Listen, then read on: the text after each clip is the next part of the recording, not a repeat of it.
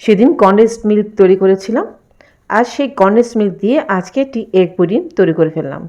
আর এই মজার রেসিপিটা আজকে আপনার সাথে শেয়ার করতে এসলাম।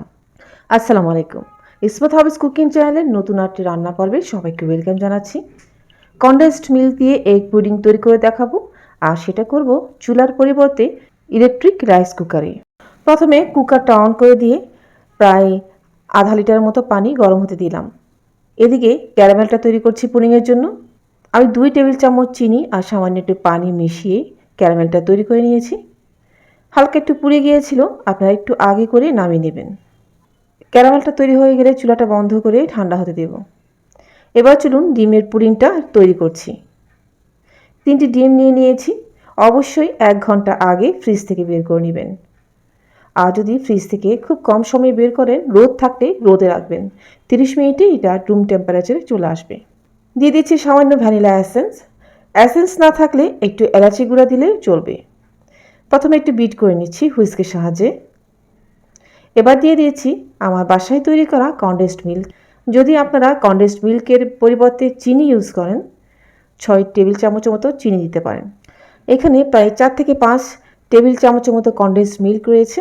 এরপরে দিয়ে দিয়েছি 1/4 কাপ তরল দুধ। আরও 2 টেবিল চামচ দুধ মিশিয়ে, অর্থাৎ 6 টেবিল চামচের মতো দুধ আমি মিশিয়ে হুইস্ক দিয়ে ভালোভাবে বিট করে নিচ্ছি। 3টে ডিমের জন্য আধা কাপ পর্যন্ত তরল দুধ অ্যাড করতে পারেন। একটি চালনির সাহায্যে ডিমগুলো ছেঁকে দিয়ে দিচ্ছি ক্যারামেল তৈরি করা মোল্ডে।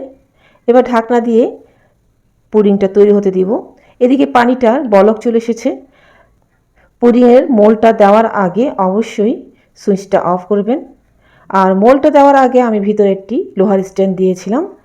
যে কোনো কারণে ভিডিওটা ডিলিট হয়ে গিয়েছে, তো সেই স্ট্যান্ডের উপরে আমি এই মোল্ডটি রেখে দিয়েছি। প্রায় 30 মিনিটের মতো অপেক্ষা করেছি। এই 30 মিনিটের মাঝে আমি একবার কুকারটা একটু অফ করেছিলাম।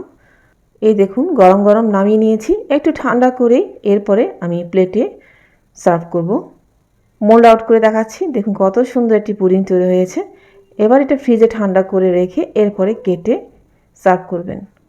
এই ছিল আমার আজকের ছোট্ট রেসিপি কনডেন্সড মিল্ক দিয়ে তৈরি পুডিং। কেমন লেগেছে কমেন্টে জানাতে ভুলবেন না। আজ তাহলে বিদায় নিচ্ছি, ইনশাল্লাহ নতুন কোনো রেসিপি নিয়ে খুব তাড়াতাড়ি আবার দেখা হবে। ভালো থাকবেন সবাই, আল্লাহ হাফিজ।